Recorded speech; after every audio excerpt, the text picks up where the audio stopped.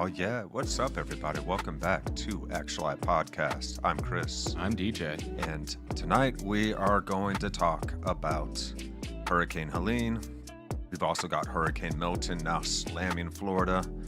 And the politicizing this event that we've seen going on in the media has been pretty extreme. You see the media and the current administration trying to frame things and put political angles on a humanitarian crisis, and it's pretty disgusting. We're going to cover that and show how all that's happening, the conspiracy theories that are out there, what's true, what's not. We're going to try and cover as much as we can in this episode. Mostly, I'd really like for us to be able to concentrate on the beautiful efforts of human beings coming together in this time of crisis and how they are helping each other, regardless of political affiliation or what have you. People are out there saving each other's lives. And one great example of that I found, I was watching the other day with my girlfriend here, and we were looking at this couple of musicians. The Bergamot is the name of their band, if I am reading this I believe correctly. bergamot is an herb or Yeah, used a in like bark bergamot tea. or yeah. So a pretty cool name. Yeah. And so they got trapped in Asheville, North Carolina, right in the aftermath of the hurricane and the floodwaters, and they kept escaping to higher and higher and higher ground. And I just really appreciated the way that they covered the event from the ground, from a human perspective. And there was a couple of points in the video that were particularly heartening in this time of crisis. So let's go ahead and let's flip on over. Let me get the screen ready here. Flip Here we on go. over. Yeah, let's go. Check this out, guys. He's like, just get to high ground. We are currently at the highest point that we can get to right now. We're making a new friend. Yeah, exactly. And now, I mean, that's way more underwater than it was 20, 30 minutes. It's amazing when there's an emergency. It doesn't matter if you're a Republican or a Democrat or if you're an independent. People all around us right now, they're all going to other cars being like, are you okay? Do you need anything? Hey, I've got carrots. I've got water.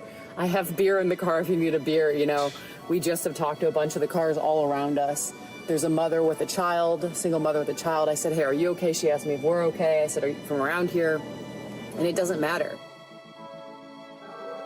Doesn't matter. No, because when Politics aside, everyone's helping each other. when times get hard, that's when people stop caring about the lines of division because we're all screwed, right?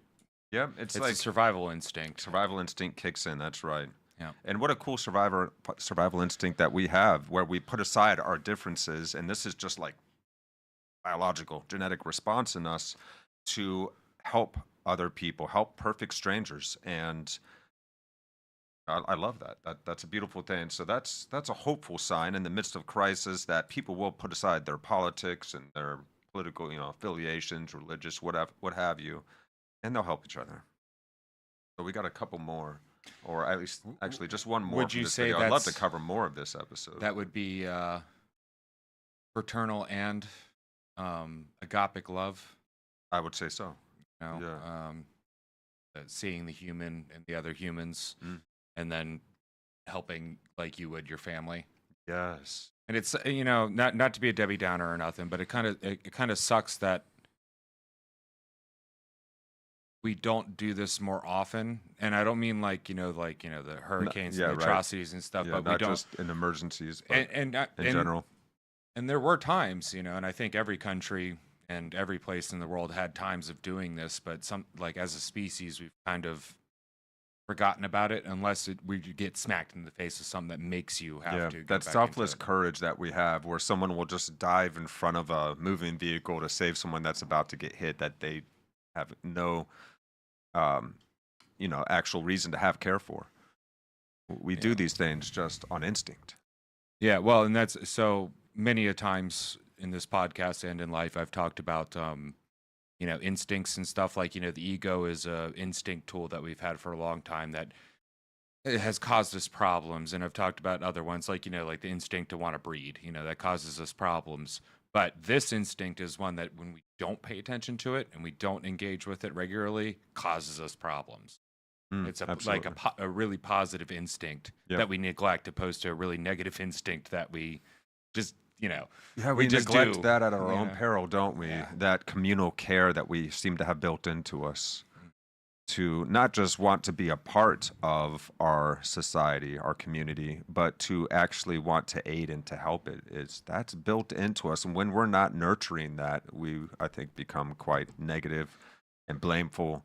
We're looking at others out there to put the blame on for events that are happening in the world. We're lacking compassion. We're filled with anxiety and depression, and we're easily ideologically captured at that point. Yeah, and that I guess the way the instinct to just help can be hijacked is like show the commercial with the sad music and the sad puppies, or well, don't you care about the starving children in Africa, or like, don't you care about the people in Ukraine, but that's that instinct that's still like this, what we're feeling right now, dealing with this hurricane and people helping each other as best they can.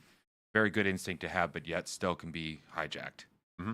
Absolutely. Yeah. And hijacked by yourself. It's not like they are hijacking. Damn straight there's a they, but you too. Yeah. Well, we play into it, don't we? Yeah, and me too. Yeah. Oh, yeah. Self-interest. And the media, of course, will certainly likes to divide us along political lines. And we like to be divided along political lines. Come on now. We like to Feels belong good. to a tribe. We feel safe and Yeah, secure. yeah, for sure. Let's just grow the tribe to include all human life. So let's go ahead and let's watch one more clip from the Bergamots video. This was just another, beautiful moment in the midst of crisis. And we're going to be, fortunately get into heavier stuff this episode. So let's look at some of the good first and give you guys some good news. So another moment in Asheville with the Bergamot crew. This is so sweet of them to do this. So right now we're here in Asheville, and Going to the pub this for help. shop, Old Europe, is gifting everybody water for free, food for free. It's incredible. They have fed hundreds, if not 1,000 plus people today. It just, it hits me. There's no National Guard, there's no water. Because there's no cell service, there's no TV, there's no radio. So the only thing you do is get on Wi-Fi, and there's only a couple places in Asheville that have it, so you have to walk to it. We are currently walking to the Moxie here in downtown How are these Asheville. people going to call for help without Wi-Fi. But no water, so the going to the bathroom situation is getting very Dicey. Yeah, so now we're actually going outside. Yeah. So no National Guard, no aid whatsoever is And reaching also- them from the federal government. And this is like 3 days into the event after the initial? Yeah. real impact of the floods on the 28th. Well, and the thing that's pissing me off is you're getting this, like, well, you can go to the website or this thing or that or the other and request this help and that help and yada, yada, yada. And just, can you you? just got to do it. But it's like, well, they don't have Wi-Fi. They don't have cell service.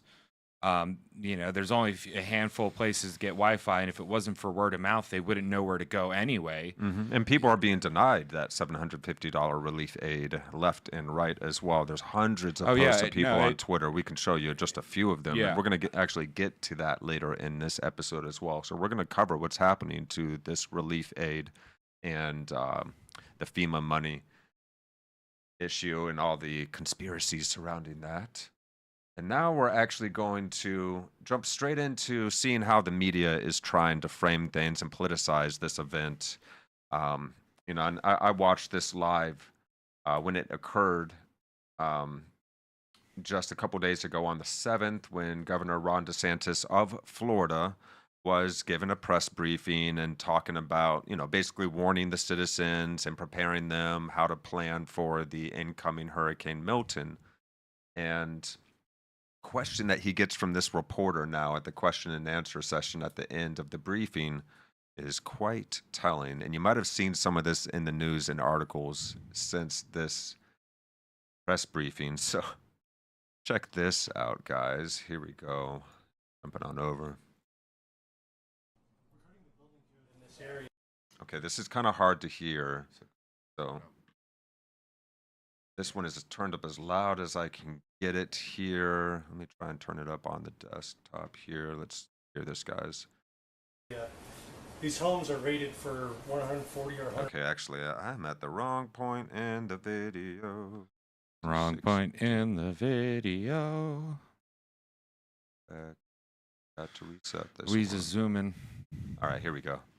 To that region. A White House spokesperson said that you turned down calls from both Biden and Harris. Okay, so the reporter now states you turned down calls from both Biden and Harris regarding the hurricane coming in.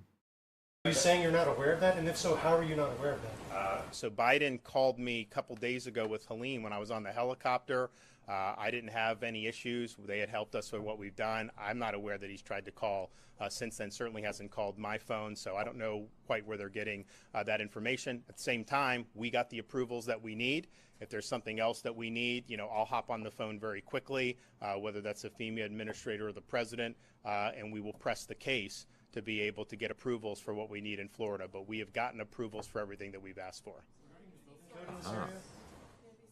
Gotten approvals for everything we asked for. I didn't know that she had called, so I'm not sure who they called. They didn't call me, and their characterization of it was something that they pause did. this real wasn't quick? anything that Yeah, so They do this crap where they're like, well, we reached out to him and they didn't hit us back, but it's like, well, where did you reach out? Where'd you did reach you out? call his And also, cell phone? who the hell are you? There's an emergency going on, and what, you want to hit him up because you want to do your press blitz? And they can reach him by his cell phone, and he reaches them. That's actually the channel that they use to get directly to him in moments like this. And so he doesn't have any calls from them, he states here. And it doesn't seem like he's fibbing. Let's hear this a little bit more now. I didn't know that she had called, so I'm not sure who they called. They didn't call me, and their characterization of it was something that they did. It wasn't anything that anybody in my office did in terms of saying that it was political. Yep, so they definitely politicized it, and they framed it a certain way, the Biden-Harris administration. Given the severity of the storm, since I did want to ask you about politics right now in terms of should I don't really want to answer questions about it. This is not a time for politics. No excuse. This is not a time for politics. He's coming out with the big D Ron finger. Gotta You agree and your with that. publication will twist anything that's done He says, "Excuse me, Gary. You and your publication will twist anything to that's make done a political agenda. to try That's and make what a you political do. That's how agenda. you get your clicks. I understand That's how you get your that. clicks. I understand that's the business model. Well, but I don't want to talk about politics because, but I have a feeling that however you do, you guys will find a way to frame it. That's just your shtick. I get it. It's fine.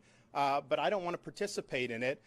We have had to respond to a Category 4 hurricane. We've had to prepare and now respond to something that may Category hit 5 as a that is major hitting right hurricane, this moment. maybe Category 4, may even be bigger than that. We hope that it does, but that should be the focus. And I think some of these questions are trying to create some type of political angle where there's just none there. What there we've shouldn't asked be. for has been approved. You're not seeing me out there carping or complaining about anything. We have gotten what we need from the feds. We have been working constructively with all the local communities. We have marshaled an incredible amount of resources in the state of Florida to be able to get the job done. And that's just what we're going to continue. Yeah, Florida has higher building codes than anywhere else in the nation. Well, they are better at responding to hurricanes than anyone else in the nation. And also what they like, they've been scrambling in Florida to get all the loose debris from the last storm to come through. Yeah, cleared as fast as cleared as possible. fast as possible to remove the projectiles.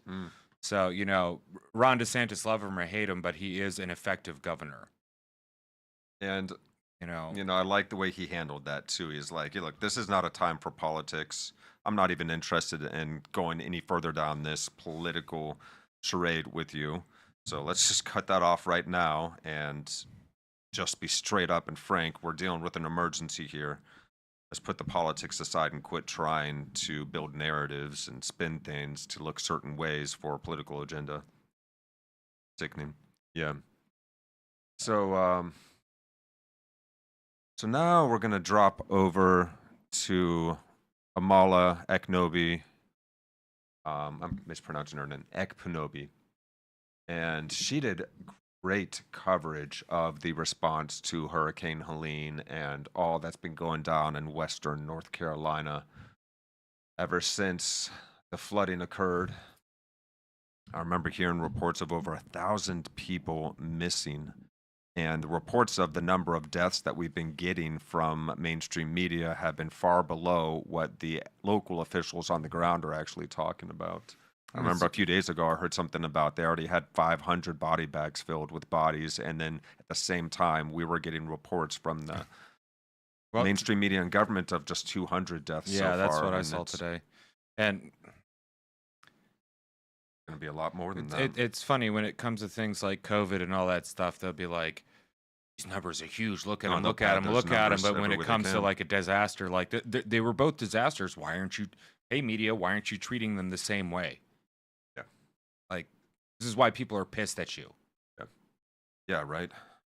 So let's hear from Amala now. She did a great job covering this. She actually did a live stream. I haven't seen her do many live streams before, and she was just fired up. Her and her co-host did some stellar research. Yeah, go check out her whole live stream. We're only showing you a little bit, but like I've never seen her riled up like this. Yeah, she's usually she's normally pretty chill. Yeah, so here we go. To tell you. Now, here's a video of Kamala Harris talking about who was most devastated and impacted by storms and hurricanes like that of Helene. Mind you, we're in hurricane season currently. There is more to come, and we're also going to cover reports from Secretary Mayorkas that FEMA does not have the funds to handle additional storms and additional disasters that are going to come on the heels of Hurricane Helene. Yeah, we got the receipts for that too. Now, here's Kamala Harris. Now, this is particularly telling. So, Kamala Harris has her own spin that she wants to put on this. Now, human lives are human lives, regardless of color. How would you organize a relief effort like what Harris is talking about? It seems like it would just make things slower and even harder. It is our lowest income communities and our communities of color that are most impacted by these extreme conditions and impacted by issues that are not of their own making. And so absolutely. Sounds good. So we have to address this in a way that is about giving resources based on equity, understanding that equity. Oh, understand that word. And understanding what, Kamala? That we fight for equality, but we also need to fight for equity. And look at that devious freaking grin on her face. We fight for equality, but we also need to fight for equity. What is she talking about? Equity. Understanding not everyone starts out at the same place. Oh, no. But we want people we sure as hell want to make them end at the same place, huh? Yeah, right. So if you're tall, we're going to have to cut your knee from the knee down. We got to cut them off and staple your feet to your knees. Yeah, because you're too tall, and everyone should be equal and even, and exactly the same. If you're smart, we got to hit you in the head with a hammer. You can't be different. Equity. No. Be in an equal place. Sometimes this is cultural Marxism. We have to take into account those disparities, and do that work. Equality. Do that work. Equality is all you need to have equality. Equity is a whole other ball of wax. Well, that's a whole different game. It's a very devious game. It sounds benevolent. It sounds good, but it's a very sinister way of trying to force a communistic kind of everybody's on the same eating dirt level. Marxist. It could be fascism. It could be National Socialism. It could be communism. It could be socialism. Doesn't matter. But you'll notice work. When they say we're doing the work, and it's not just Kamala. It's every. When you hear that, the work, that's a coded word. That's the revolution. That's what you need to do to make the revolution happen. Look into it, guys. I'm not crazy. Go read Marx. Go read the people who have read Marx.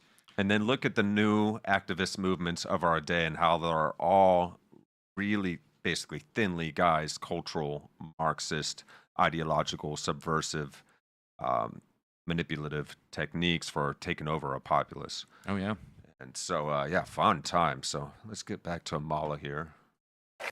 Okay. Okay, so she calls this out. With everything happening, we must remind ourselves that people of color and women are part of marginalized identities, and they're going to be impacted the most.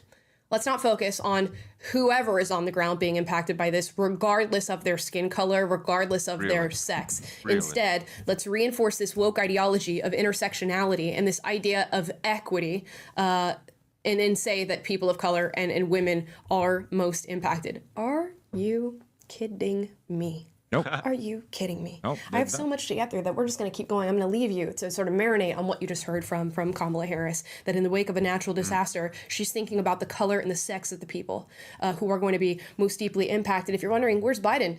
Yeah, Oh, yeah, exactly, yeah, right?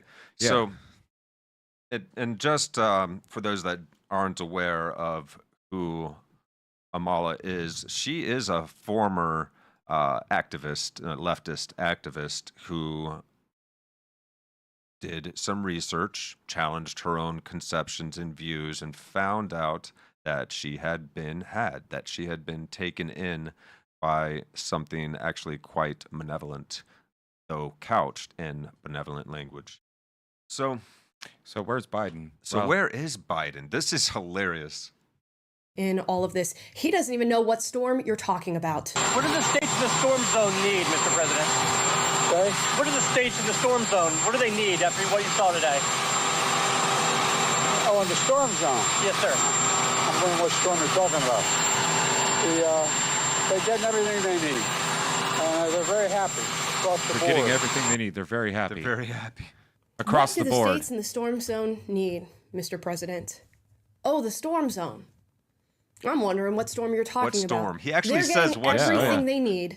They are very happy. They're getting everything they need. They're very happy, is what Joe Biden says. That's such a politician response. I got to hear him say that. But who's they, it's though, so right? funny. He literally says, what storm? President. Okay? What do the states in the storm zone, what do they need after what you saw today? Oh, in the storm zone? Yes, sir. I'm wondering what storm you're talking about. I don't know what storm you're talking about. Oh, but that's Joe just being funny. They're getting everything they need. He doesn't look like he's being funny. They're getting everything they need. Jack. They're very happy. And they're very happy. Oh, yes, because he's talked to them. I haven't talked to him, but with the bare access that I have to the YouTubes and the Googles and all that stuff, I can tell that they're not happy. Like, happy is not the word I would use to describe their emotions and feelings over this whole situation. I say that you are correct in that assessment. And the White House, has come out with their letter to Congress on disaster needs nonsense, and we'll get into that later, a specific part in it. So they have responded. You have to give them that, but I don't know, like, what was it, just like yesterday or the day before that Biden finally, was like, oh, we'll send 1,000 National Guard out there. But it took a week. Yeah, well, we sent a ton of National Guard from North Carolina over to the Middle East in the midst of this whole event. That could have been helping there in North Carolina. Well, in Florida, I believe, sent. And then we gave National another $8 Guard billion up to to Ukraine, and so on and so on. We're going to get into all of this, guys. So now Amala speaks on, and we actually have the articles on this event as well. So Mayorkas, head of Homeland Security, talking about funding for FEMA. Let's hear what Amala has to say on this, and then we'll actually see him speak on it. The supposed funding that's going to be coming from FEMA, an agency like this. Here is Secretary Mayorkas talking about FEMA and the fact that they are tremendously prepared. However, tremendously prepared changes really quickly when he analyzes how much funding FEMA has to deal with these disasters. FEMA is tremendously prepared. This is what we do. This is what they do. And the key here, Rebecca, is also to make sure that the communities who are potentially impacted are prepared as well. Okay. That is him saying they are tremendously prepared. All right. Can you bring up the link for I think it was under FEMA Fact Check, whichever one that was. I sent you in the. Okay, well, we're going to get to that because he's about to talk. There's another clip from him coming right Yeah, up this that one's follows really this. short, though. I just want you guys to hear the FEMA fact check on this and point out a few things in the fact check. Rumors FEMA does not have enough FEMA.gov set vault documents. I'm not.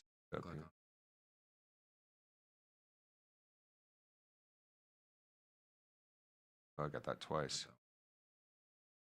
Okay, I might be missing one. Okay, so let me just read it to you then. So on FEMA's site, the official FEMA site, the rumor, FEMA does not have enough money to provide disaster assistance for Helene.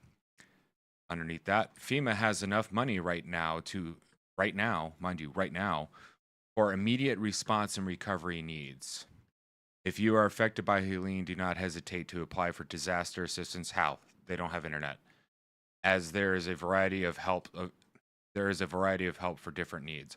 So this is so the language encoded here. I want to point out because he's going to get slimy with it. The rumor is FEMA does not have enough money right now to provide for Helene. Well, that's not the rumor. The rumor is they're out of money, and they're not going to be able to get to the end of the season, right? And then FEMA has enough money right now, at the moment, in this moment. Okay, we're covered for Helene, but what does right now mean? Yeah.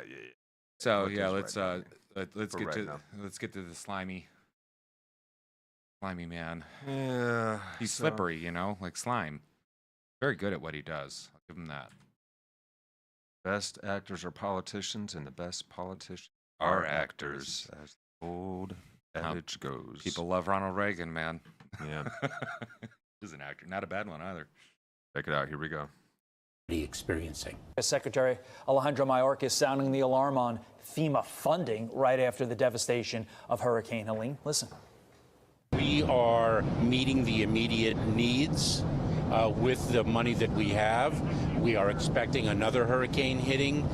We do not have the funds. FEMA does not have the funds to make it through the season. This all comes as the Biden-Harris administration spent over $1 billion from a FEMA program on services for migrants. Okay, so Attorney General of the great state. So that wasn't money coming out of FEMA. That was money going through FEMA. Yeah. So FEMA still handled it, and they would still have to have employees and pay them and stuff. But so they're to fact check.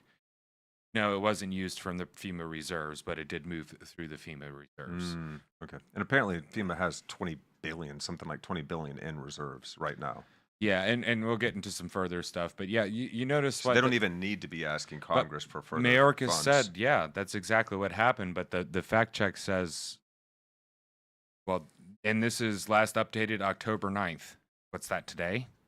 So it was updated today, and this is what it's saying is the rumor. I didn't see anything else when I looked it up that was talking about, well, actually for the end of the year, you got to go a little bit further and scroll a little bit further down and keep going and keep going.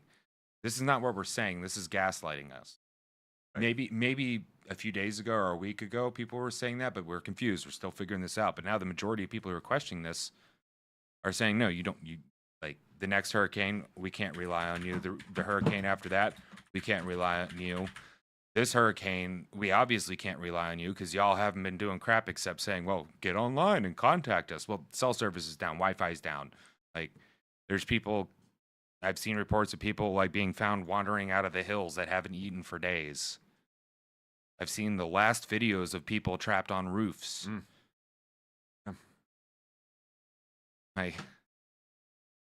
But go on Google, look it up. It's just nothing but gaslighting you. Media, this is why we don't like you and we think you're our enemy. Because you do this. You lie to us.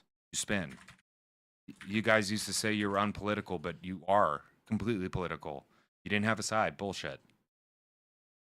Yep.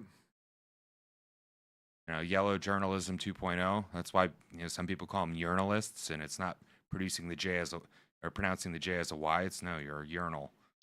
So here I found it. Oh yeah, there it is. Yep. Can you zoom in a little bit? Plus and up. Rumor. Oh. Okay, wait, let me go back because there you go. There's the headline that you had, but it doesn't have anything else on that page. No, that's all you need.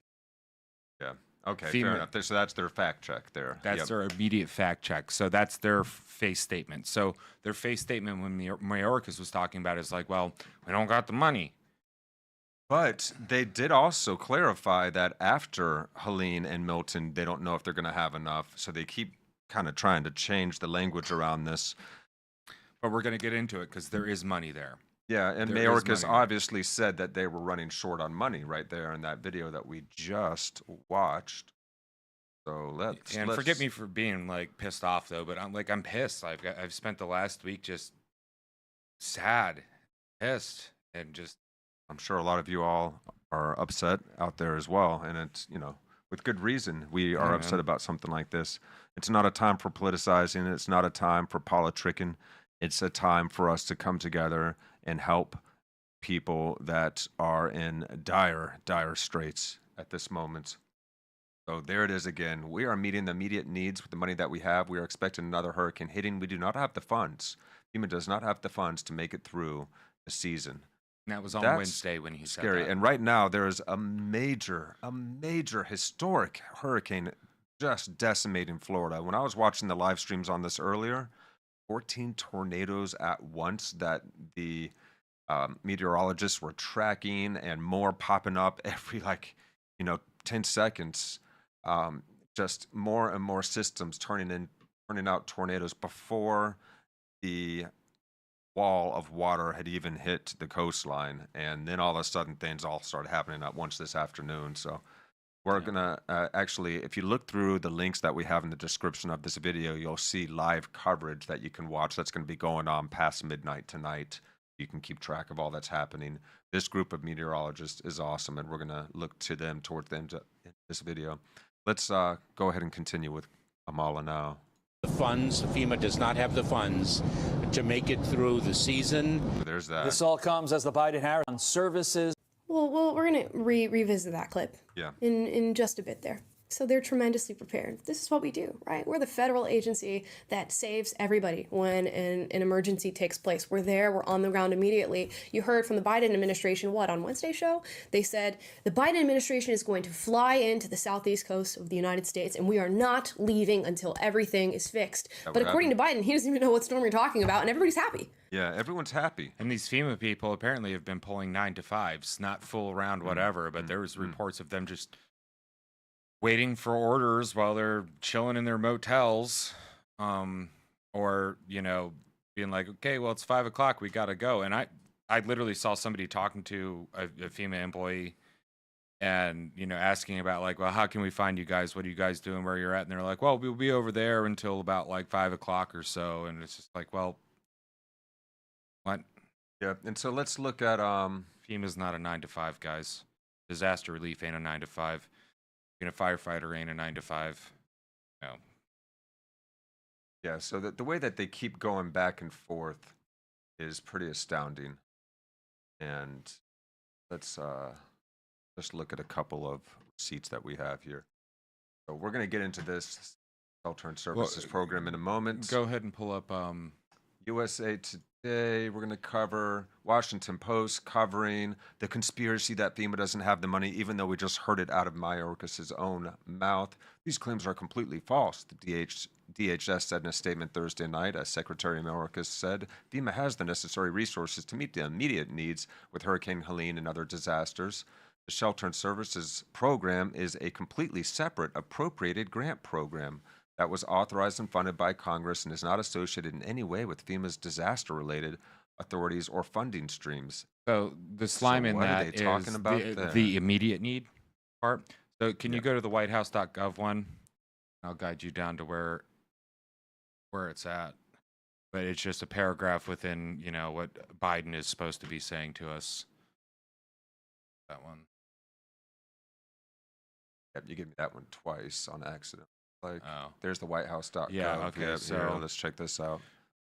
Keep going down. It's in addition that middle right there. Yeah, Okay, in I see you. addition, while faster. Okay, here we are, guys. So this is also proving. Oops, I missed it. I lost it. There it is. So, in addition, while FEMA's Disaster Relief Fund has the resources it requires right now meet immediate needs, the fund does face a shortfall at the end of the year. Without additional funding, FEMA would be required to forego long-term recovery activities in favor of meeting urgent needs. This gives So them that the means excuse in to order, start doing that any moment. well, in order to deal with the things right now that they should be prepared for, they're just going to like, well, we're going to have to screw you in the long run because, like, you know, so we're going to help you now, but we're going to leave you high and dry. Yeah, the Congress Yeah. should provide FEMA additional resources to avoid forcing that kind of unnecessary put it off trade-off. on They're Congress. basically preparing us for them having to do this probably in the near term, is what this feels like. Oh boy. Okay.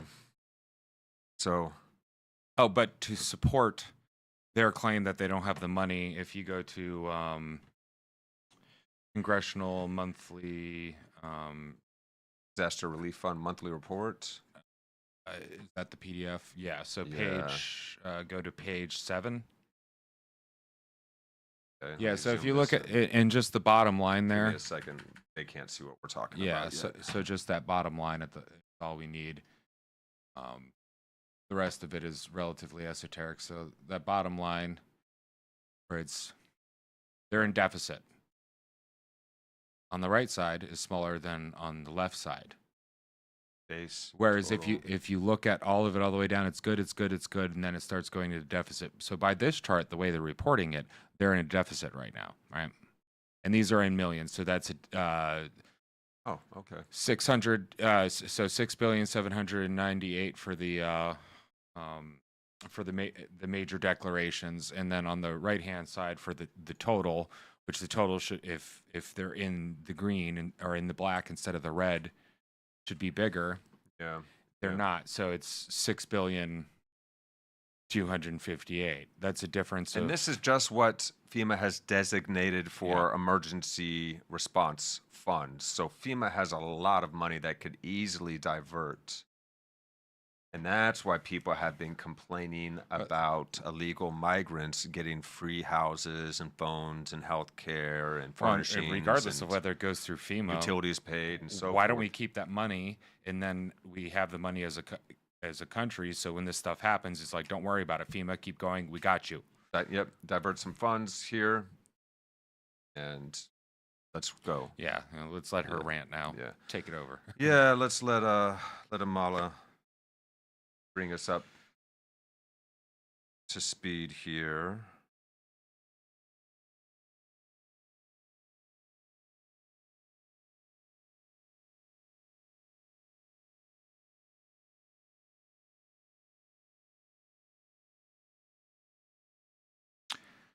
What is it? Okay, well, we're still going. Yeah. So these people are, they're it's more than just lying. It's like obfuscation, and it's like the half lie that gets you. Because like so their report to Here we go. their report to Congress is like, yeah, we're in the hole. We're in the hole by like, what is it, like 500 million or something like that? Yeah. Okay. Looks like it. But we'll find out later. Yeah, we It's will. a funny business. Yeah. All right. So here we go. Let's learn about this migrant housing program and the funds being diverted towards this. Already taken care of. And then we're going to approach this with an equitable mindset and give $750 to the American people impacted, except they're not getting the $750.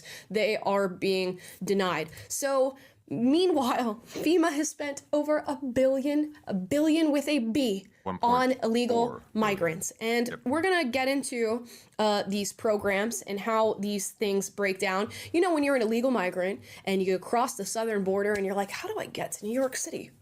You can just ask the federal government. The federal government will get you a bus, a train, a flight, whatever you need to get there. They will pay for that. They'll give you a cell phone if you need that. You can get medical care that is covered by us, the U.S. taxpayer. And if you need housing, they'll set you up in an apartment or a house, and that is fully funded by the federal government. Yes, yes. So, and if you're Kamala Harris supporter, she wants to cover trans surgeries for illegal immigrants. So you'll pay to get their hoo-ha's and their pee-pee cut off, or hoo-ha's or pee-pee, or both. Crazy world. But yeah, okay. Why? Why are they getting this? And I'm not trying to be like insensitive to other people in the world, but I'm not going to have that instinct be hijacked. Why are we doing this? We need to look after our own for people that criminally came here illegally. Some, yes, in dire straits of their own, but came here illegally instead of giving them to those in need in our own country. Well, and frankly, and because we are going bankrupt as a country. If our asylum system was actually healthy, you wouldn't have to worry about the people that are actually here for asylum. But unfortunately, that's been hijacked. And now they let anybody through. What was it, like 400,000 like active, like hardcore criminals that they've accounted for that have just come through and we don't know where they're at? Well, you know, I'd rather take, you know, the mom and the child that are together that are fleeing because they're coming from a communist regime that's like starving them to death and threatening to kill them. Mm-hmm. But I don't want to take, you Make know, room the for the 14 people- to 24-year-olds that are in some fucking gang from Venezuela that are actively killing people. We have a new term, migrant crime. That was never before. Let's take the people here that are genuinely seeking asylum for genuine reasons and leave room for processing those people instead of taking in everybody, even people that have been charged with homicides and violent crimes. What are we at, like and 20 releasing mil? them and releasing them into the country. And we're at like and giving them pre-housing. 20 million. If 20 you think million it's not people happening, coming. if you think it's not happening, we got the receipts. And Amala is going to help us break this down. Eyewitness accounts. If you needed to hear it from the migrants themselves, we're going to turn to a video here from Savannah Hernandez, where she's reporting on migrants who are being set up in apartments here in the United States in the middle of a housing crisis when many Americans are struggling to find places to rent, struggling to find places to live, and when they do find them, they are exorbitantly expensive. Migrants are staying in those same places for free. Let's hear it from the horse's mouth. How much is rent here? Free. 2 years. After 2 years, we have to pay the rent. All right, y'all, this is Savannah Hernandez in Brunswick, Maine, reporting to you from the apartments where migrants are getting their rent paid for up to 2 years. Now, I wanted to give you guys a first inside look at these units. The migrants shared with us that they come furnished, so they have a flat screen TV in there, couches, tables and chairs, a bed. We also asked them as well, hey, are you paying utilities here? They shared with us that nope, they do not have a water bill, they do not have an electricity bill. And what about the light and the water? Everything is good. We don't pay anything. Now, I wanted to focus Where's the lie?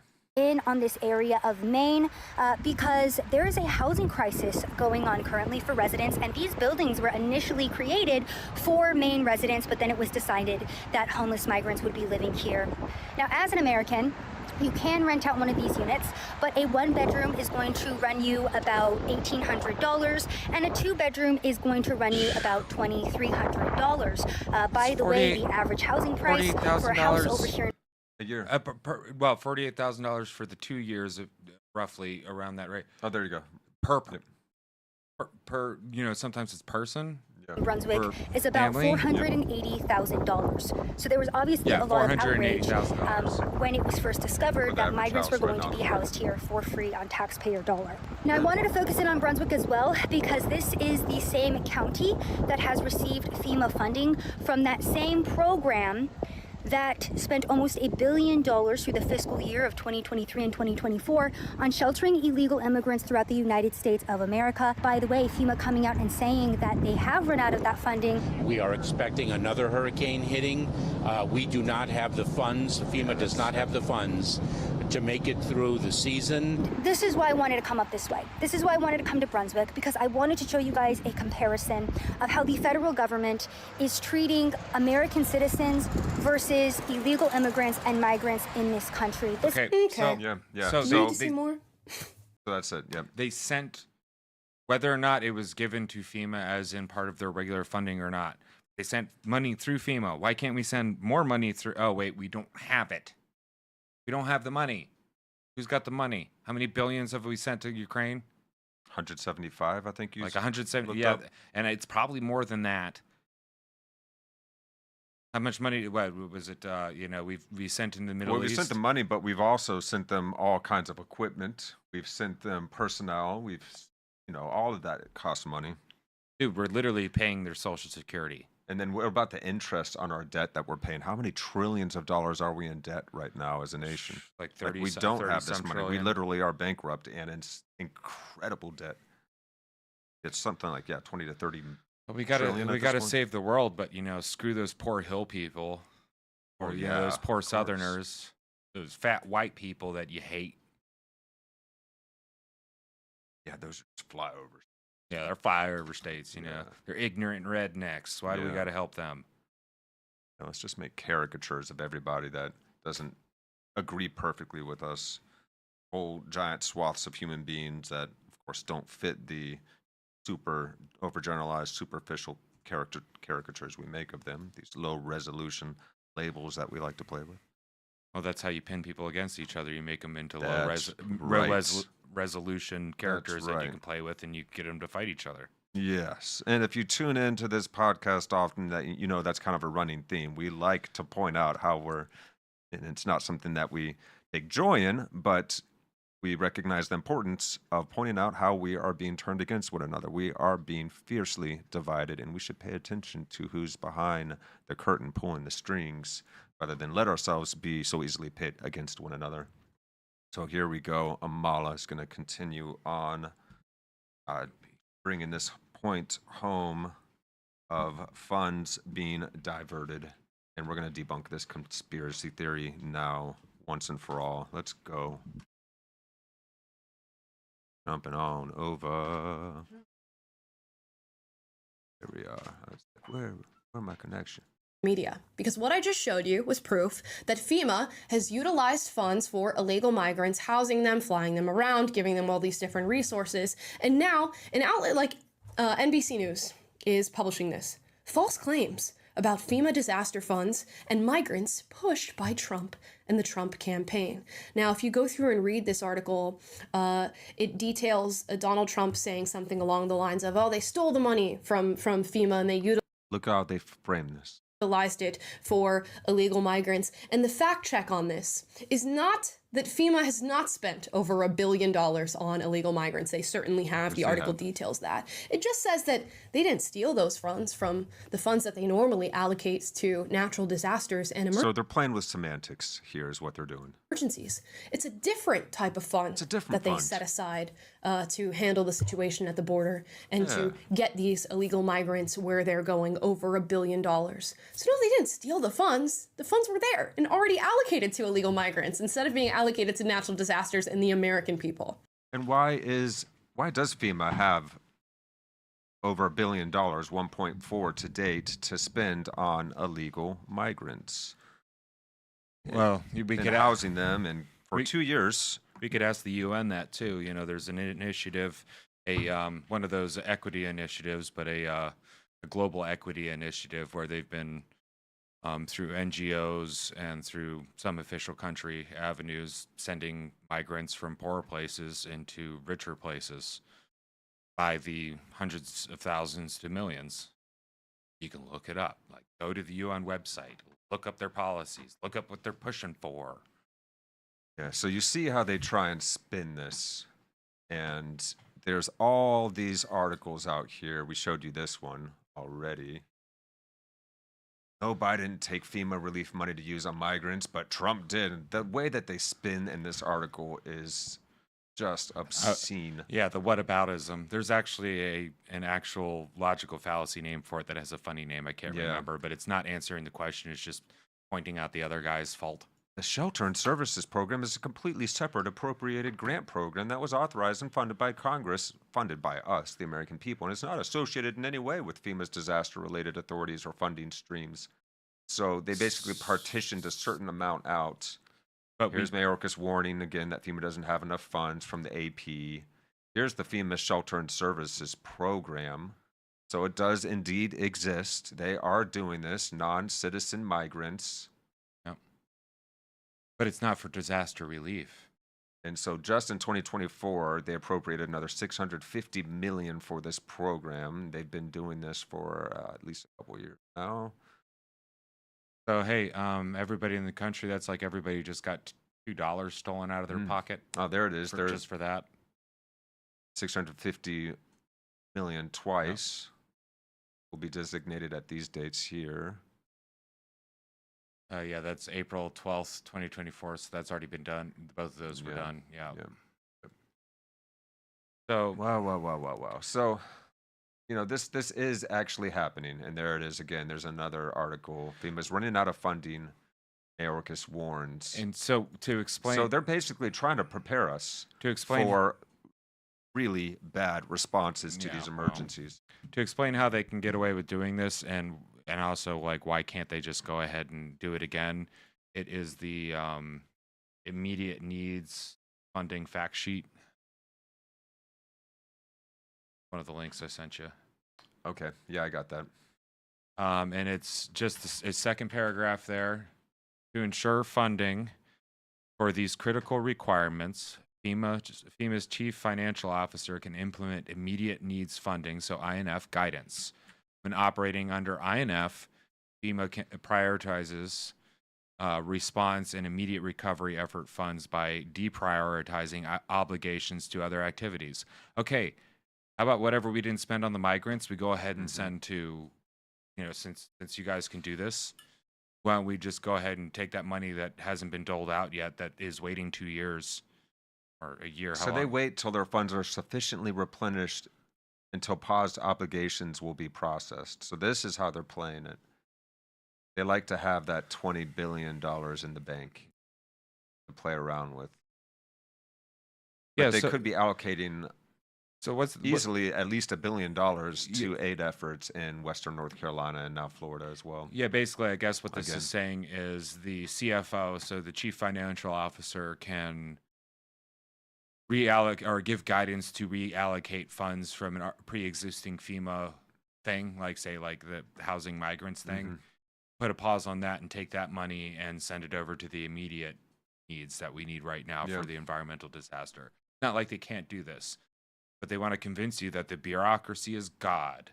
They can't push things around until they need to push things around and take money from you. Yeah. This is infuriating. They need more money from us, man. Yeah, man. So let's zoom back over to Amala, because she's got a little bit more to say before we move on. And once again, thank you so much, Amala Ekpanobi, for your tremendous work. She's doing stellar work out there. And thank you, Kimber Cano, for responding in the chat with a woohoo. Glad you guys got the internet working. Looking forward to hearing this important conversation. Well, hey, baby. I'm glad we got you, so. Yes. Yeah, so jumping back over to Amala now. And the billions sent to Ukraine and Israel, we have receipts for this as well. Let's go. When I say, you're not mad enough at them, now we can include the media on the list, not to mention the billions of dollars that have been spent on this Inflation Reduction Act when we're dealing with record inflation here in the United States. Why couldn't that money be utilized for what's going on right now? You guys remember the billions of dollars that were sent to Ukraine, the billions of dollars that were sent to Israel? Why billion. Are those funds not being used for the American people? Why aren't those funds being used? And yeah, that 175 million you told us about. No, 175 billion. Billion. Where was that? That is, oh yes, that would be. The congressionally approved Ukrainian aid totals 175 billion. This is from small.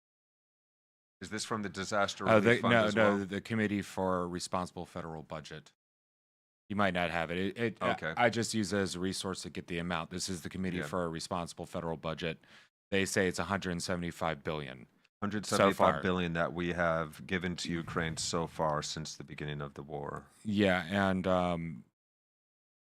but like. Okay, and sorry guys if we're disconnecting and reconnecting here. If you're watching on Facebook or X or Twitch, the solar flare and a bunch of other. There was a solar flare this afternoon. Yeah, around 6 o'clock. That kind of took us out for a bit. Definitely slowed down. But we've got moved you. I'm going to try and bring this up. Yeah. So CFRB.org. Ukraine aid totals, basically. Yeah, so there's just a massive. There it is. $57.4 billion on non-defense spending for them. Wow. Yeah. Yeah, zoom in. Can zoom into that because this is the breakdown. Go. It's ridiculous the amount of money that we're spending. So yeah, defense. The drawdown replenishment, that's at like 40 bill. Ukraine Security Assistance Initiative, that looks like 25 or 30 bill. United States military, that's a whole bunch of freaking money. Why is our military there? And then if you go into the non-defense, economic support fund. Oh, look, they've got international disaster assistance. They've got a few $1 billion in there. Why are they getting that and our people aren't getting crap? Hope you like your loans, your small business loans and this that is you can get, and your $750 from the man. Yeah, everyone loves to hate on America, but look what we are willing to do for other countries beyond our own. Now, if we could do it for both at the same time, that would be kind of cool. No, but I say let Europe handle Europe. Europe, guys, my friends in Europe, petition your governments, petition your politicians to make your own country strong and start defending yourself. America ain't going to be around much longer to do it for you. And if you don't start now, you're going to be screwed. Because one way or another, either America's going to back off and we're just going to shore up our borders, or we're going to disappear. And so either way. Because like what's happening is the United States is the world police, and it's not like we're just enforcing our empire on people. They're asking for it. We pay the most. And we can't afford to help these people in these storms. And then we've got a media that's just like, oh no, you're wrong. Yeah, and and most of this funding apparently is for economic aid. Yeah. So we can pay their rent too. Well, dude, while everyone else here goes through a housing crisis and can't afford to have a place to sleep. Okay, so there are about 41 million people in Ukraine, and so 175 billion.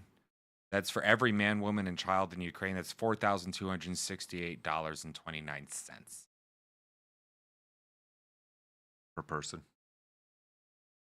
To the entire population of Ukraine. Now, mind you, it's not literally giving it to them, but it's like, dude, and we've got a pittance going towards our own people. Yeah, going straight to their government, most of the money, and then of course to military aid. So yeah, this is what we're doing with our money right now. Yeah, and you're right, Ninja Bet. There are more geomagnetic storms coming, and it's fall, which means they hit harder, and that's where these hurricanes are coming from. And people are indeed being denied the $750 as well. Yep.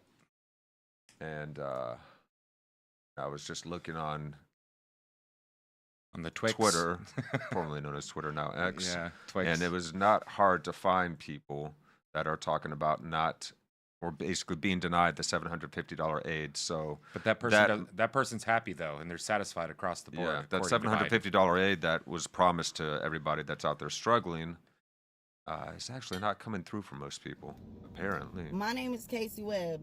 I'm from Swannanoa, North Carolina. I lost everything I have. I just did an inspection with FEMA last night. They told me that I was denied and post-dated my letter for the 5th of October when my inspection was done on the 4th. They have not seen receipts. They have not seen pictures or anything of the things that were in my home and denied me. We have still failed to receive a $750 check. The rooms that FEMA wants you to go stay in during the time of your disaster relief are in Newport, Tennessee, which they sent 500 people there and then it flooded. I will be in Asheville all day long. If anybody wants to link up with me and talk about what's going on, inbox me and let me know. This is disgusting. I've never seen the government. Right. Yeah, it is disgusting. Yep. Those that don't know, I'm at the foothills of the Western North Carolina mountains, and everybody in my area that I've talked to, including myself, who applied for the $750 assistance payment from FEMA, has been denied. Okay? Yeah. They've denied us. Okay. This is just evil. So here we sit. We've thrown out all of our food because we had no power for 5-6 days. Some still are without power. Here we sit. Limited resources in the store. And they have denied our $750 resource check. So, yeah. Yeah, but you can just you can just go online and there's other avenues that get you money. Well, we can't. Are there? Yeah, there actually are, but they're hard to figure out what the hell they are. And the public releases are like there's local stations that you can watch. You can go online and they can kind of tell you where you need to go because somebody made an announcement. But good luck navigating that. You know how hard it is to navigate a .gov page? I won't say it's the hardest thing in the world, but it's stupid. Like a normal thinking person gonna have a hard time navigating it, much less they ain't got internet. They barely got cell phone service. I see these people are like posting on Twitter and stuff like that. Well, these are the people that have it. Are at it again. You know what that means, don't you? And then I get to do what I do best. What if you don't have So digital payment methods? What if you don't have videos over the last few days, direct deposit to your bank and stuff like that? How are you going to settle that up? Doing everything they can Yeah, to try sorry, I don't man, do I that. don't mean to have that going. That's fine. Oh, that guy started playing. Okay. But yeah, man, like if I didn't know any better, I'd say this is intentional. Not the hurricane, like they made the freaking hurricane, but like their response to it. Just like screw those people, screw Appalachia. And from a person who's lived here longer than I have it seems like, from the history I know, it's always been screw Appalachia. There's another guy in Appalachia denied his 750. I got his volume off. I was talking over. I saw the video of Kamala Harris in my hometown, Augusta, Georgia, speaking to people like everything's going to be okay. She's sitting here telling us that go online, apply. Well, okay, hundreds of us still don't have power, internet services. Sure, we can get to it. We can fight. We can apply. We can get on it for immediate assistance. Well, I went on because we split. We went to Columbia right away and got our hotel room. Now, luckily, we're in an Airbnb. This is a place that we get to live. I get to give my kids some hot water, some power, some food, just some comfort, something to help them know that this is going to be okay while our house is back home destroyed and filling up with water. The floors are caving in. Hundreds of people. That's happening to everybody around the city. Like I said, we still don't have water, still don't have power. Slowly it's getting restored, and I think all the linemen that are out there working so hard from all the other states, they're the only ones that are actually getting things done, not the freaking government. Because you're telling us to go online to FEMA and apply, and you'll get immediate help for $750. Well, okay, I went on FEMA, I applied, and I immediately got denied because apparently I have homeowner's insurance, and that's going to cover that. And okay, sure, I know it will. It'll get taken care of. Thank God we're all safe and alive. I know it's just things. It's a house, but it's not immediate. And I don't know what is she talking about. I have no idea. Nobody I know has had immediate assistance. Nobody's $750 what to our Cash App? What are you going to give? How are we going to do this? How are we going to get this? So then, if we get the $750, that'll barely cover the groceries that we've all lost in our freezers and refrigerators and everything. Also, there's thousands of pine trees, just like this one, and oak trees, and all these trees all over the entire city. Power lines are everywhere. They're ripped apart. Poles are down. Transformers are down. It's going to take weeks to get this repaired in some places. So people are going around. There's tree people that are going around riding through neighborhoods. Hey, you guys need help? Come on. Some of them are trying to get you to sign a contract right there on the spot. No quote, no money down. We're just going to get to work. Okay, so then a lot of times you have to bring in a crane. There's trees on all these houses. So now we have to get a crane to pick up the tree. Okay, the crane rents $3,500. Awesome. And then the groundwork is, I was told, $150 per hour, $185 per hour, just until the work's done. And you just have to trust us that it's going to get done. And you have to pay out of pocket, and then your insurance will cover it, and they'll cut you a check. And so $750, man, that's going to that'll definitely take care of it. I don't know what, I don't know what I want her to do, but just that was flat out insulting, and she just didn't seem to have any regard, any care for what was going on. They flew her in to our literal airport, drove her right to a disaster place, set her up a little podium with, oh, look at this house with trees in it. This looks awesome. Let's do this. Man, I bet you she didn't spend 10 minutes driving around looking at that place. I have no idea, but it's so, and I know we don't even have it as bad. we have deaths in our area, but we're, compared to people in North Carolina who are absolutely trapped and the entire town's gone, this thing completely obliterated the Southeast. And I don't know what to even do to fix it. I don't have answers. I don't know. But I know that her coming on and saying immediate help, $750 is going to be given to those. What the hell is that? What? What are we supposed to do with that? And what immediate help? What are you talking about? People are going knocking door to door. Who has power, who has don't. I mean, it's pretty easy to tell who can have power and who doesn't. It's just, and then what are you going to do? You're gonna give them $750 right there at the door? Is that them? Is that what's happening, or is it going to be sit tight? We're coming. Here's some cheese and some bread. Oh God, I don't know. Yeah. Guys. This is so. Okay, the other thing too, man, I've seen so many cases of where you have, local sheriffs and or FEMA getting in the way of aid coming from independent citizens to help out. There's the story about the helicopter pilot who was rescuing people and then was threatened with arrest by a fire chief that was too big for his freaking britches. Yeah, actually. And then there was a Black Hawk helicopter with a bunch of numbnuts who didn't know how to fly it that ended up blowing stuff away. And they're like, well, was it targeted? No, they just didn't realize that you can't do that with a big helicopter because they were trying to do a drop for supplies, and they blew away the other supplies and just left because they messed up.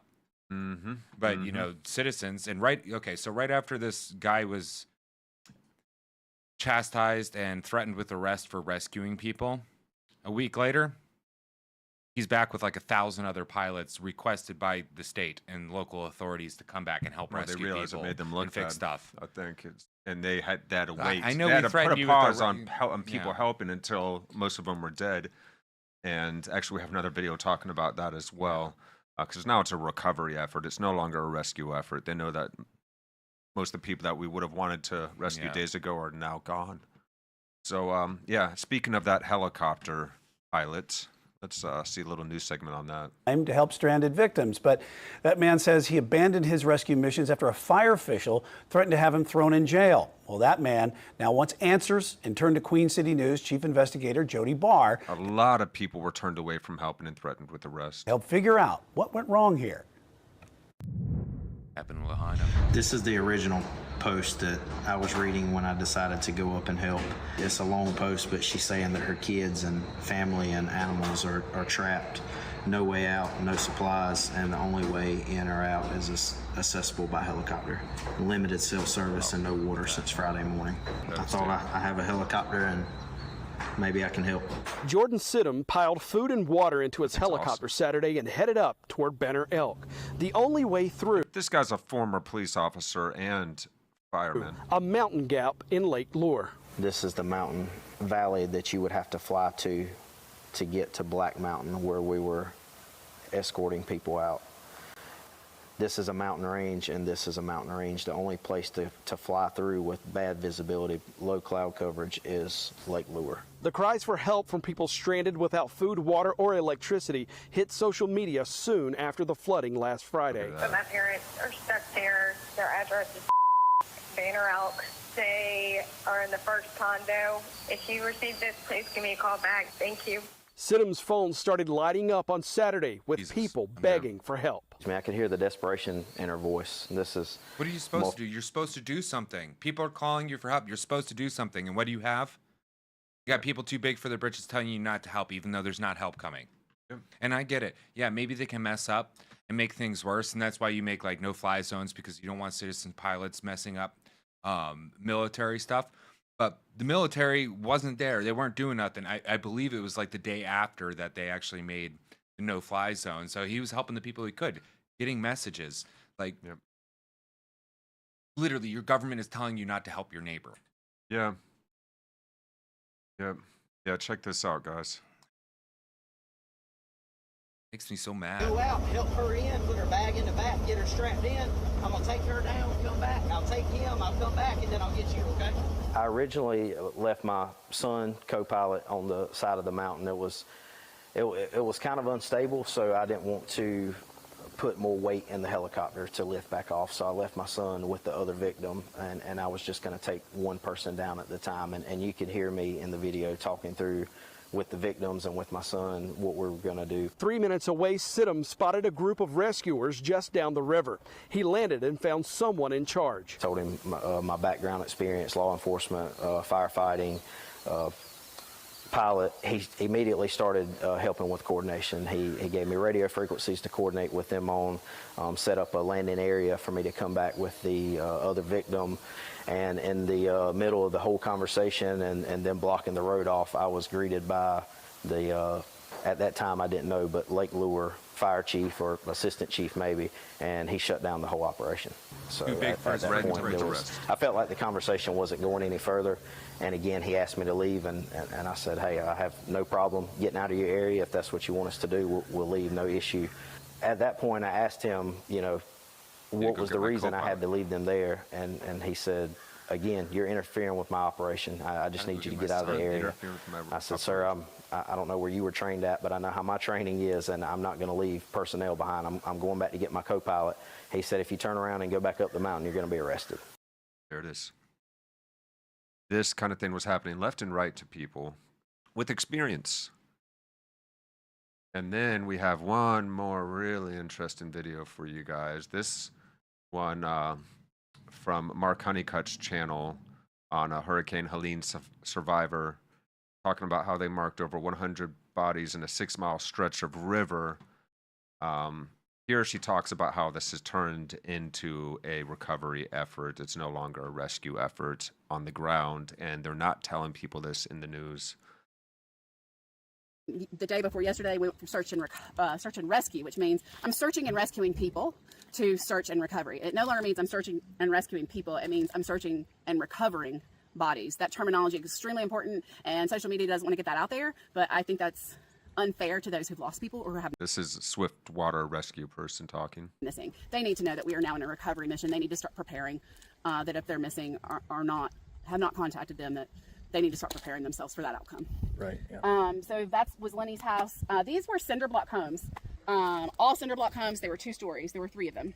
So this house picked up, it floated. It was only above the water for a few seconds.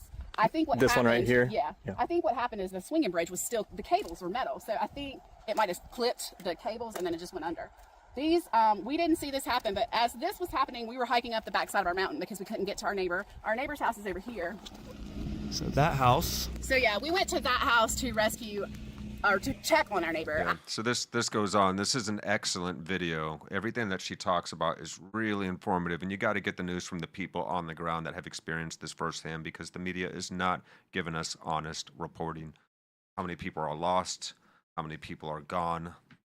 And the aid that isn't getting to victims of the flood, the misappropriation of funds by FEMA, Mayorkas saying that they're running short on funds even though they have like $20 billion in the bank. At 1.4 that has gone to housing illegal migrants. Instead of helping our inner cities and cleaning up our slums and getting our veterans off the streets and providing people with adequate health care, and our Social Security is getting eaten up by people that came here illegally. Now, we do have an asylum process for these people, and we could put more funding or personnel or optimize that process better, arguably, but funds being diverted from emergency recovery in favor of things that have nothing to do with emergency recovery, it's just shameful, and it's shocking.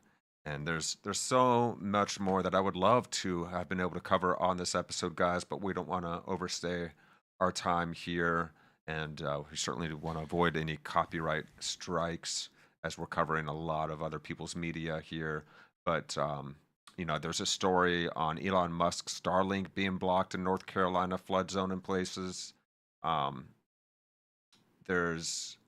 look in the links of this video, because I have a lot of additional resources here for you guys. There's another video from Bikes and Beards. We went to Asheville, North Carolina, and I'll actually show you guys these titles while we talk about them. We went to Asheville, North Carolina to help, and it's worse, much worse. This video is telling.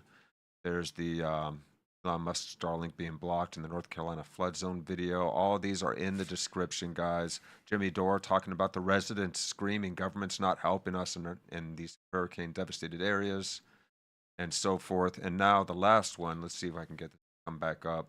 This is a resource for you guys right now as Florida is being devastated by Hurricane Milton.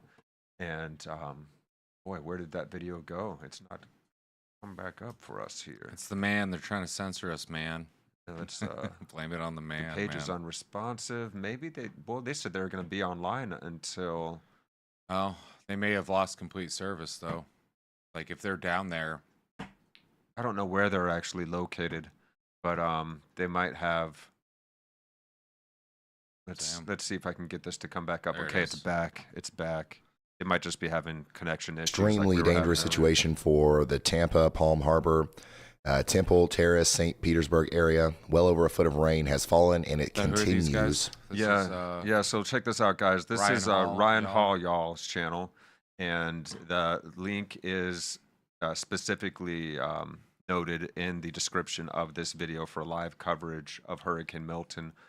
This is a whole team of meteorologists, and I was watching this like 2 o'clock this afternoon when there was like 14 different tornadoes down at once, and this is preceding the storm's impact. This is just the outer supercells at the front of the storm before the storm surge even hit. There was already just dozens of counted tornadoes, 14 at once when I was viewing, and more popping up. Like they had this little tornado warning popping up in the lower right. Every 10 seconds, another tornado warning was popping up for another area. And they were saying this is historic. We've never seen anything like this. And this is a stellar team of meteorologists. These guys are doing really good work. So if you're looking for actual news that isn't interrupted by commercials and doesn't have any political slant, you just want to see what's happening on the ground with the storm and what to do and where you can go to be safe, check these guys out. And let's just watch just a couple minutes of what's happening right now. Let's catch back up.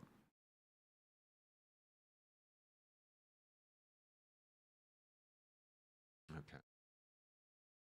Yeah. We might have a little bit of a problem trying to stream the live stream at the same time and that we're going here, but I want to state this as much as possible because nobody's really the backside continues to look more impressive. We're not We've had a lot of solar activity. We're getting little tastes of late, of it, and during the equinox, period when the planet is perpendicular to the rays of the sun, we get affected a whole hell of a lot more. So all of y'all that are saying this is all man-made, you guys are exactly the same in my book as the people saying the government's creating these hurricanes and steering it into people. So pay attention to the sun and what the sun's doing. Pay attention to how our planet's reacting with the sun, and don't go so crazy with the doom end time garbage. Let's not be so certain, because there could be a little bit of truth in there being some of the global warming being due to human activity. There could be some truth to governments around the world practicing weather modification techniques. Well, Dubai got flooded because their government decided to do it. China's spoken openly about weather modification. We've themselves. Apparently been doing it since at least the 40s here in the U.S. But really, right now, do we know that this one's been modified? We don't know that for sure, and we're not going to claim that. Yeah, well, because this hurricane that's just hitting Florida right now is very rare, because most hurricanes start off of the coast of Africa and work their way back in, whereas this one started in the Gulf Coast. Yeah. Or the Gulf of Mexico, rather, which makes it very unique. Very, very but unique. The people that are trying to tell you that this is climate, this is only climate change. Anthropogenic climate change and stuff like that. We're going through a there's not enough unique period of solar activity, aren't we? And also look at the ice core samples of CO2 and temperatures that we have, and we're actually should still be rising and getting hotter naturally with the way the planet goes through. And and we can trace it back, like 400 million years ago. Well, we know you can see the spikes. That for like 300 million years there were dinosaurs on this planet living in a much more marshy, hot, humid climate around the globe. And with way more oxygen. Way more water. which would be toxic. It would be kind of toxic for us right now. So I want to like get on FEMA's butt now. So the DHS has the Office of the Inspector General for the U.S. Department of Homeland Security, Washington, D.C., as of August 14th, 2024, has done an investigation into finances of FEMA, and I believe you have these. Okay. So this one is FEMA's inadequate over... It's closed. FEMA, which one is it? Disaster release? No, it should be DHS. DHS, I don't have any. Okay, wait, I do have one up here. Let's see. Okay. What page? So page 4. All right, guys, check this out. Here we go. Let me get us over here. So the first 2 paragraphs. What we found. The Federal Emergency Management Agency did not ensure that it closed out disaster declarations in a timely manner. We received 79 disaster declarations and identified 26 programs with nearly $9.4 million in unliquidated funds that remain open beyond their approved periods of performance. These programs include public assistance, individual assistance, and hazard mitigation grant programs that were awarded in 2012 or earlier. This situation is problematic because costs incurred after this period of performance ended are not reimbursable. Additionally, FEMA extended 41 programs of performance or closeout liquidation periods without detailed documented justification as required. These programs represent more than $7 billion in unliquidated funds that could have potentially been returned to the disaster relief fund. Okay. These extensions delayed projects closures by up to 16 years, which in some cases resulted in time expanded for administrative requirements equaling or exceeding the recipient's time to perform actual repair or construction work. Wow. Okay. Yeah. Yeah. So that was their findings. And there's a table that starts on page 10. So, yep. Okay. Yeah. So, okay. So that's at the, page 11. Go down. And if okay, so what you can see here is you can see, if you go up real quick, it will tell us. So the initial POD end date, 2009, that extended, we extended it, extension months, unliquefied funds as of June 23. So go down to the bottom, which has the total. Holy crap. Okay, $7,033,253,692. So they have that money unliquidated. Where did that go? That looks like some RICO charges to me. That looks like some money laundering. Like, where did that somebody please explain to me. They don't have money, but there's $7 billion money. That's what's happening. $7.033 billion worth of unliquidated funds. So what's going on? What's going on here? What is happening? And so this isn't me just. And then there's one more. So their conclusion, which is on page 15. The conclusion. There it is. As of July 2023, the DRF was projected to have a $4.3 billion deficit by the end of fiscal year 2023. Continued delays in FEMA closing older disasters put an added strain on the primary source of funding for the federal government's disaster relief program by withholding the return of $7.1 billion potential monetary benefits as detailed in Appendix D. Without stronger policies and improved oversight, FEMA risks continuing improved oversight, Mayorkas.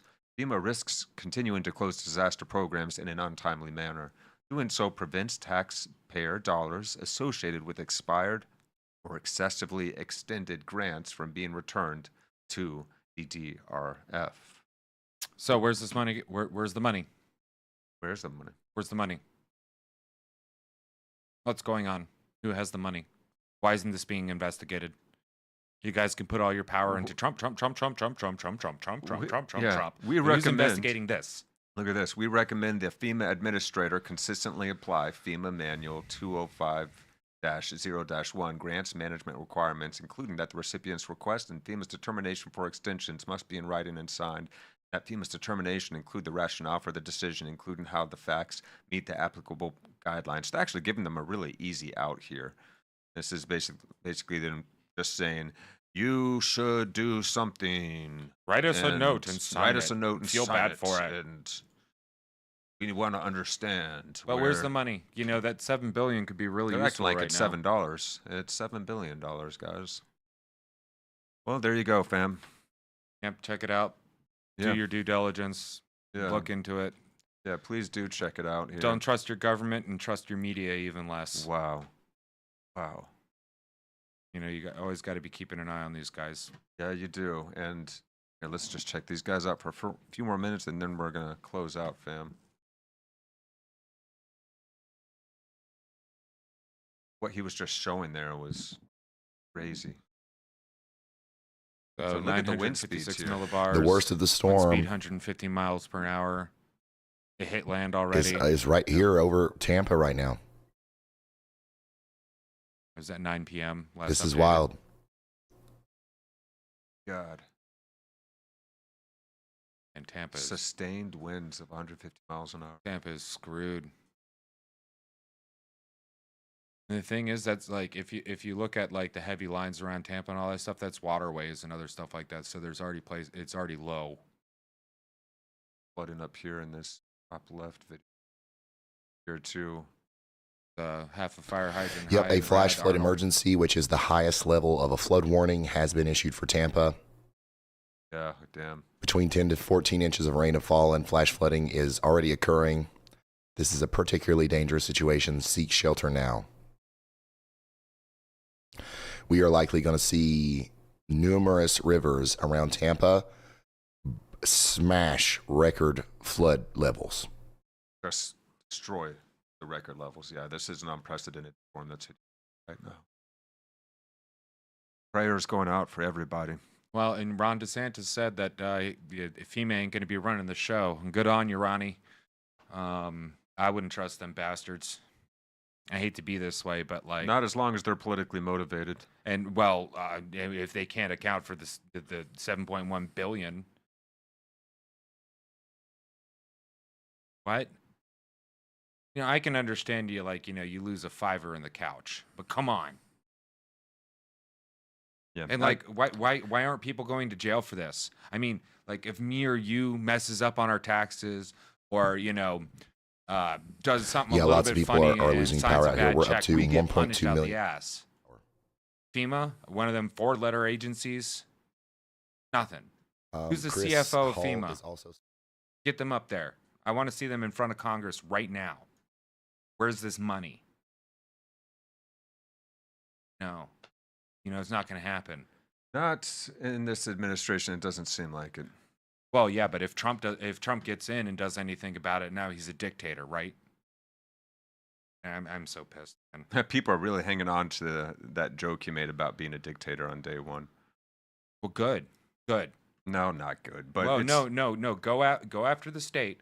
Go after whoever's involved in FEMA for the $7.1 billion. Well, let's do that. Go after those DAs who have been being super freaking corrupt. Go after the people that you actually need to go after that haven't been gone after because we're all rubbing shoulders and we're best buddies and after we do our vote when the cameras aren't watching, we give ourselves the little knuckles to each other and like good. Okay, good. I want to see some accountability in our government. That they have not been transparent and they've just been screwing us over. I'm going to add something else to... I'm so freaking tired of it. The description of this video, guys, and this is a place you can go to donate. I saw a woman interviewing local police sheriffs that were on the ground, and they were saying that the most reliable aid organization right now is Samaritan's Purse. And so if you're looking for something trustworthy that's going to actually get to the people, this is where to donate. That's now in the description. Saving that should be in there for you all. Yeah, hey, And when you can't rely on the government, you can rely on charity. And that's how it used to be before the government convinced us that it has to be our nanny and do everything for us. Charity used to get us through before we had huge monolithic governments. Yep. It was just goodwill towards men. So check out Samaritan's Purse if you guys would like to help with aiding people that are in the midst of this crisis. Check out the rest of the resources that we put in the links here on this episode. And yeah, anything else that you wanted to say there? I'm just pissed, and I'm fighting the urge to just cry a little bit because like I've been feeling this like whole past week or so, and I'm mad.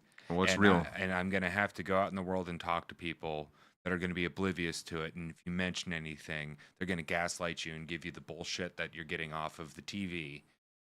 And I'm going to have to hold my crap together. Or their social media algorithms with their tailor-made reality tunnels. You know, and it's yeah, just we're all like, in our own man. reality tunnels nowadays, and you should really break this reality tunnel. Make them as tunnels wide as open possible, as and wide look as at every possible. different source on every single subject that you are curious about. Don't just look at the one that agrees with your already held point of view.